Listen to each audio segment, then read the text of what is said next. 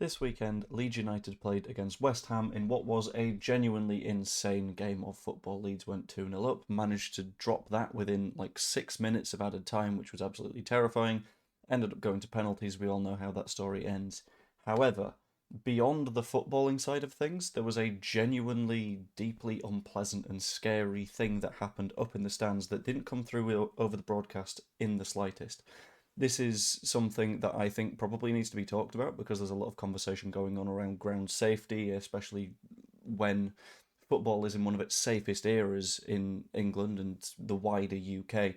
But this is something that I think was a genuine risk to quite a lot of fans' safety and security. So I thought I'd take a little bit of a deep dive into it, especially since, as I learned on a live stream yesterday, people who watched on TV had no idea that any of this happened. So this is going to be a little bit of a technical thing, a little bit of a sort of dive into what the stand was like and all that kind of stuff. But I think there was something that is definitely worthy of conversation here, and I'm going to dive into it roughly right about now. So, to begin with, I'm going to set out what the away end actually looked like, and this is specifically the lower bit of the away end. The upper bit doesn't particularly matter here, it's just this bit. The lower stand is the main chunk here. There's a little bit of a walkway behind it, and there's 4 bridges leading up to it. These are more of a sort of angled thing over this sort of direction, but this is the best way that I could have possibly demonstrated it by having them out to the side.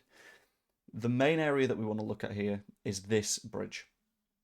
And the incident that happened was a pretty damn big one, but it started with what I believe was something very, very small that proceeded to sort of spiral. So it begins right here with a where's the word that I'm looking for? With an arrest of a fan, which is fine. He's pulled out of the lower stand. The police are able to sort of get a hold of him, make sure that nothing bad is happening, and escort him away. This isn't too bad. However, what tends to happen when you're arresting someone at a game of football is you tend to want a little bit of support with dealing with it. And this comes in the form of many, many more stewards. Stewards throughout this are going to be represented in the form of these nice yellow dots. Now, all of these yellow dots I'm going to call individual stewards, but this is just sort of generalization, a general idea of how many there were. It was a hell of a lot. Before the arrest, fairly clear, standard amount of stewards. Afterwards, it was everyone floods on in, and you're thinking, this is okay. This concourse getting a little bit full right now, but it should, in theory, be fine. Everyone's come in just to make sure that everything is nice and safe and secure and fine, but you never know how that is necessarily going to land. But as long as there's no further incident, everything's going to be okay. And this is where we have the incident with Mr. Green and Mr. Red. They're the names that I'm going to give to the 2 people that are involved in the sort of escalation of it, because one of them was in a green shirt and I needed a colour to contrast with it. But 2 people got deeply, deeply angry with one another halfway along one of the bridges and started potentially throwing fists at each other. This is slightly before everyone's eyes are on the situation, so I don't know what happened between the 2, but it was obviously a little bit of aggression between them, and obviously the stewards are thinking, well, let's do something about it. So just stewards flood on in, do what they can to make sure that they're not going to cause any harm to each other, that they're not going to cause any harm to the people around them. Green comes up here, red stays down here, with all of these stewards also sort of packing in and making sure that there isn't necessarily going to be a problem. Try and work out what's gone on, work out what you need to do to who, all that kind of stuff. And this includes another pile of stewards that also flood on in from over here because they're like, okay, we've had a bit of aggression previously, we've had another bit of aggression now. I imagine that their thinking is, let's show a bit of a presence, let's make ourselves as visible as we can, and that should, in theory, stop people from doing things, which, cool, I like the idea of. But the timing of this was frankly horrible, because this is immediately after half time. It sort of bubbled up a little bit with half time itself being when red and green have their little bit of a shenanigan, but it's at Joe Rodon's injury that we get to this next bit, because this next bit, whilst everyone is here on this bridge, in this sort of space here, that makes it incredibly hard to get back across here. And I am not aware if people that were meant to use this bridge to get into the ground were allowed to use this bridge, but they couldn't use this one, they couldn't use this one because there was a barricade along here. And surrounding the bridges was something that had signs all over the place saying, like, weak floor or fragile floor or something along those lines.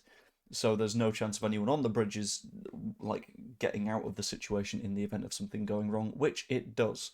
Because all of these white blobs I've put right here are Leeds fans trying to get back into the match. Because it's been half time. Obviously, I want to get back to my seat now.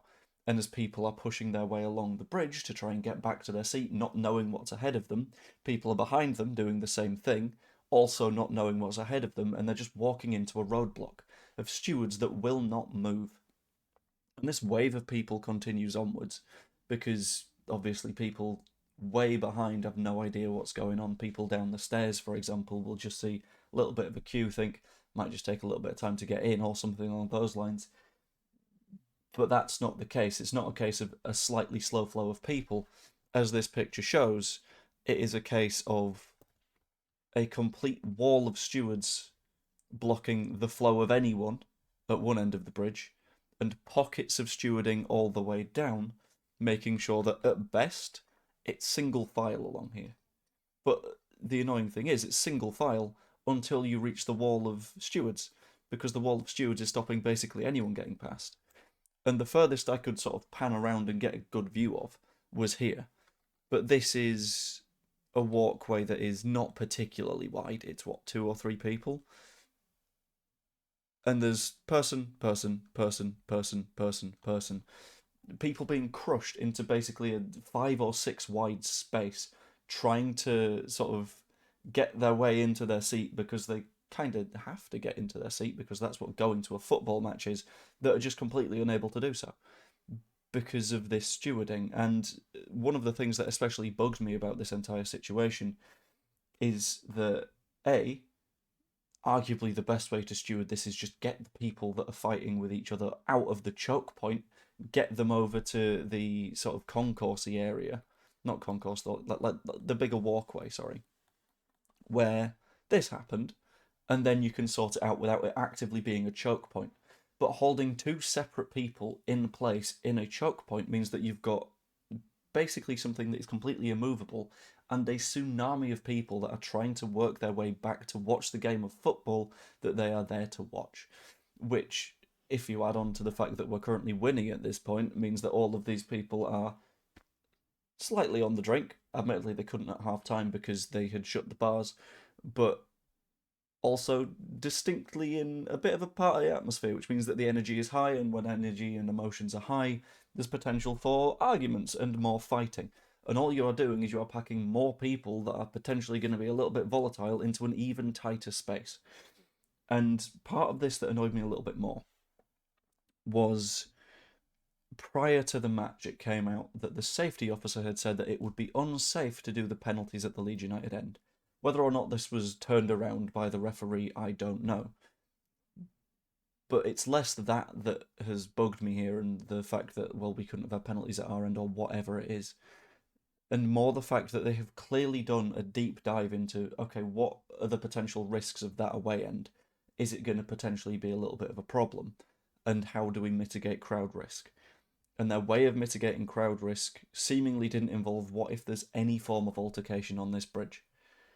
Because at the first sign of trouble, it blocked up, it became a crush, and it was a genuinely deeply dangerous situation. And whilst I would have normally done a sort of standard newsy video this morning, I couldn't last night. I was catching up on sleep from the trip down to London. But whilst I would have loved to do a sort of newsy video, I feel like it's kind of important to say that in the sort of post-Hillsborough era, where we're all looking at sort of crowd crushes that happened decades ago and going, yeah, but it's better now, we still end up in situations where dangerous, unpleasant situations like this can happen. So, as just a quick, I wanted to bring awareness to the whole thing. I wanted to make a note of we need to do better than this going forwards. And ultimately, I would quite like us to not have any situations like this in the future, because it was genuinely scary. And this is from someone that was on the upper deck looking down and seeing that this was a bit of a tinderbox, and it's quite lucky that there wasn't a spark set off at any point. Anyway, Not the most fun of videos, but a video all the same. If you enjoyed it, pop a like on it, subscribe, become a channel member, all that fun stuff. Hope you enjoyed. I'll see you later. Toodaloo.